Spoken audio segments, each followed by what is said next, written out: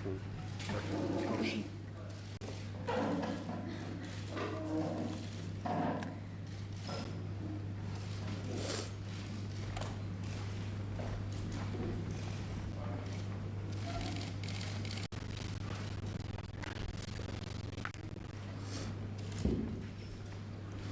Come over here.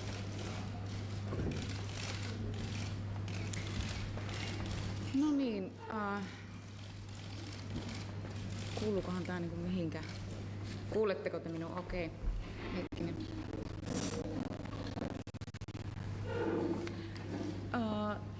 Todellakin tervetuloa tähän tilaisuuteen. Tilaisuuteen, jossa en itse olisi ikinä toivonut olevani. Ja todellakin haluan kiittää teitä tästä, että tänne tulitte. Ja syy tähän lehdistötilaisuuteen itse asiassa oli se, tai yksi syy niistä, että halusin teidät näkevän minut ja minä halusin näkevän teidät.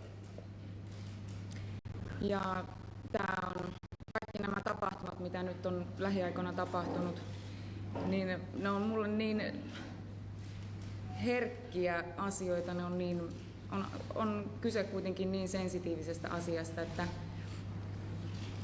kun mä lähdin Suomesta silloin tämän poikien kirjeen saatuani, niin mä olin niin järkyttynyt siitä tavasta, jolla tämä asia ilmaistiin, että he eivät olleet enää kykeneväisiä tekemään töitä mun kanssa. Sen minä ymmärrän kyllä, että tultiin siihen monien ongelmien kautta, että ei pystytty enää kunnolla tekemään töitä yhdessä, mutta se, että se ilmasti mulle tällä tavalla tämä asia, niin se oli mulle kova pala. Se oli shokki ja se on sitä yhä, että syy siihen, että lähdin Argentiinaan mieheni mukana, niin ei ollut se, että olisin lähtenyt karkuun tilannetta. Puhelin pysyi päällä. Mutta että puhuminen tästä asiasta on ollut äärimmäisen raskasta ja että mulla meni sellainen valehtelematta ensimmäinen viikko siihen, että kaiken sen tärinän ja sen pahan olon keskellä niin en saanut oikein niin kuin sellaista kunnollista lausetta muodostettuun omassa päässäni, että siitä olisi joku toinen ihminen saanut selkeän kuvan, miltä minusta tuntuu ja miksi on tultu tähän. Ja sen takia en halunnut tulla teille tästä puhumaan aikaisemmin, että se oli ihan se syy. Ja nyt tästä asiasta tietysti haluan puhua teidän kanssa. Olen ilmoittanut myös, että haluan teille kertoa mun tulevaisuuden suunnitelmista, toki. Mutta haluan teidän tietävän, että mitä ehkä bändinä on tuntenut näiden 9 vuoden työnteon aikana. Miten meidän kemiat, miten tämä koko pitkä 9 vuoden ura, niin mitä se on kattanut sisällään. Sillain niin kuin hyvin nopeasti nyt teille täällä, koska siinä sen 9 vuoden kertomisessa niin varmasti meni se 9 vuotta. Eli yritän tehdä asian mahdollisimman selkeästi, toki puhuen mun oman näkökannan kautta, toki. Ja mä oon vähän listannut tälleen minun itteeni auttamaan tänne paperille asioita. En ole mikään puheitten pitäjä, en ole koskaan koulussa ollut äärimmäisen hyvä suomen kielessä, joten jos ette jotain ymmärrä, niin kysykää kotonanikaan. En puhu suomea viimeisen 5 vuoden aikana, niin sekin voi vaikuttaa ehkä tähän asiaan. Anyway, no. Mistä mä haluaisin ehkä alkaa kertomaan sitä, että oli tämän 3. levyn, Nightwishin levyn jälkeen, tarkoitan Wishmaster-albumia. Me olimme siinä vaiheessa bändinä niin huonossa jamassa, että kaikki asiat tuntui jotenkin sillai kasautuvan ja ongelmia oli hurjasti. Bändi oli käynyt jo pari kertaa Euroopan kiertueella, tehneet asioita niin kuin keskenämme. Kaikki ne asiat oli niin uusia asioita, että me ei niin kuin oikeasti pystytty näitä ongelmia keskenämme ratkaisemaan. Ja se patoutuma, se hetki silloin sen Wishmaster-albumin jälkeen oli jo niin paha, että Tuomas itse sanoi, että hän ei kerta kaikkiaan jaksa enää jatkaa bändiä. Ja hän vihelsi sen pelin poikki. Siinä vaiheessa. No, mä olin Saksassa. Paha olo. Samat ajatukset siitä, että miten me päästäisiin niistä niin sanotusta siitä puhumattomuudesta ja näistä ongelmista, mihin me törmättiin jatkuvasti tien päällä, että oli liian pitkät kiertueet ja bändi ei jaksanut sitä.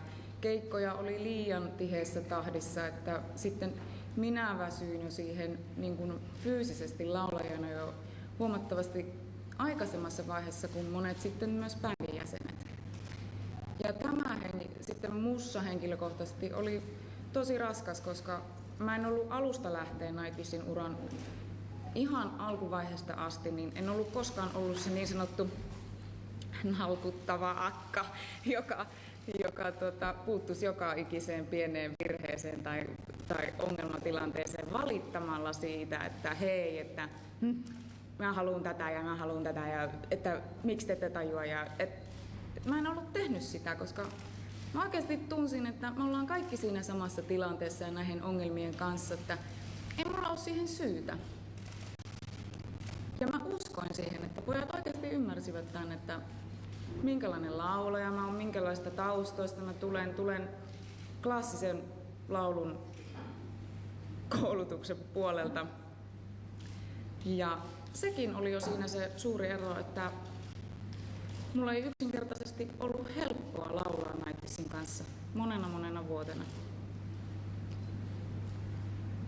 Joka tapauksessa, että nämä niin kun toi meidät siihen pisteeseen, että Tuomas vihelsi pelin poikki. Ja mä kuulin tästä silloin, opiskelin Saksassa, Karlsruhessa, musiikkiyliopistossa, niin mulle ystävä soitti Suomesta ja kertoi, että hei,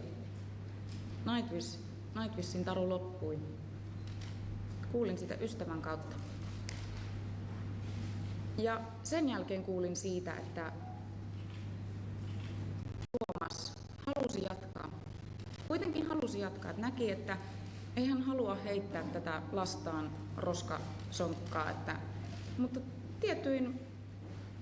tietyin ehdoin, että hän halusi tehdä muutoksia.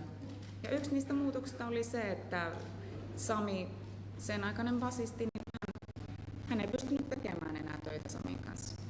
Ja siitäkin mä kuulin siitä päätöksestä silloin sillä Saksassa.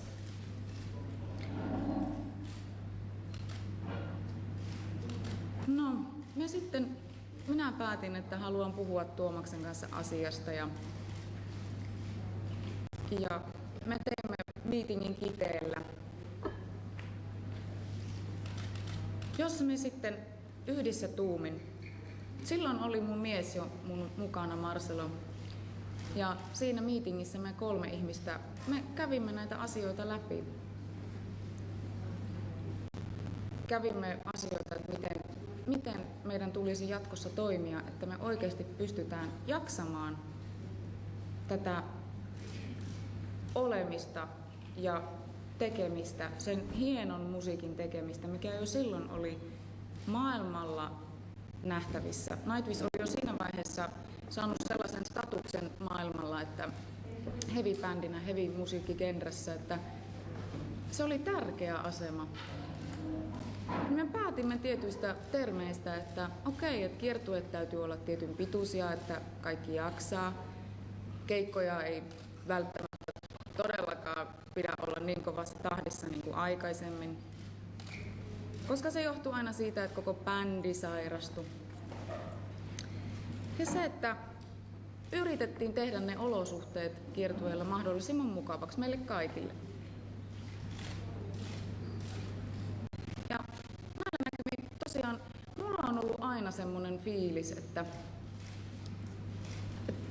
joten en tiedä mistä se sitten loppujen lopuksi johtui se, että me ei pystytty kommunikoimaan keskenämme. Me ei olla oikeastaan ikinä puhuttu.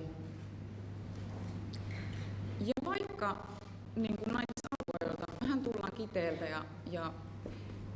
ja tunnettiin toisemme, niin jotenkin tämäkin yhtälö niin toi sellaisen asian esille, että me ei niin kuin oikeasti me ei pystytty puhumaan. Ja kun ongelmat kasautui ja kasuutui, se oli vähän kuin semmoinen lumipalloilmiö, että siinä vaan niin kuin eli mukana ujoja ihmisiä. Ja ehkä se oli semmoinen respect, tiedätkö, toisen ihmisen kunnioittaminenkaan, että siinä ei niin kuin pystynyt mennä toiselle sanomaan, että hei, että voisitko tehdä ton toisella tavalla tai voitaisiko tehdä asioita ylipäätänsä toisella tavalla. Mutta joka tapauksessa täällä meetingissä Kiteellä, niin Tuomaksen kanssa sovittiin, että okei, me tehdään parhaamme ja näillä ehdoilla, näillä termeillä me jatketaan ja yritetään. Se oli niin kuin kuitenkin hänellä silloin mahdollisuus. Niin, sitä haluan sanoa, että siinä vaiheessa siellä meetingissä niin tärkein pointti oli se, kun me kummatkin halusimme keskittyä siihen musiikin tekemiseen, eikä sitten näihin ulkopuolisiin asioihin, mitä tarkoittaa bisnestä ja kaiken maailman muita asioita, mitä bändin niin kuin järjestämistä, kiertueiden järjestämistä, kaikki nämä, että ne asiat eivät olisi enää meidän harteilla, me tarvitsimme ihmisiä meitä auttamaan. Tuomas oli päättänyt, että hän hyvän ystävänsä ottaa siihen asiaan sitä hänen ideoitaan ja mieltymyksiään ja halujaan ja ajatuksiaan hoitamaan, että hän pystyisi keskittymään musiikin tekemiseen. Ja tämä ystävä ja se ryhmä niitä ihmisiä, niin niistä tuli sitten se bändin managementti. Ja samalla tavalla kuin minä siihen aikaan todella en voinut hyvin ja ajatukset oli tosi sekavat ja en tiennyt, että pystynkö luottamaan siihen, että tällä kertapuhumisella niin asiat parantus, niin mä halusin siihen mun mieheni mun vierelle auttamaan minua. Se on ihan normaali. Mä en pidä tätä mitenkään ihmeellisenä asiana sitä, että mä valitsin nyt siihen Marcelon mun vierelle, koska se on ihan normaalia, että ihminen yleensä tämmöisessä kriisitilanteessa muussa niin kysyy apua lähimmäiseltään, että onko se sitten ystävä tai isä tai veli. Siinä olisi voinut olla kuka tahansa niistä, mutta mä valitsin mun mieheni. Jo siinä mielessäkin, että hänellä oli se bisnestuntemus jo siellä kauan aikaa ennen Nightwishiakaan, että ennen kuin me aloitettiin tekemään yhdessä töitä, niin hän oli jo bisneksessä niin sanotusti mukana. No nämä kaksi ryhmittymää sitten, niin me päätimme Tuomaksen kanssa, että nämä kaksi ryhmittymää tekevät kaikesta niistä asioista pitävät huolen, että me muusikot, taiteilijat, artistit, me päästäisiin tekemään sitten sitä musiikkia ja forget the rest. Se oli niinku sellainen, että yes, no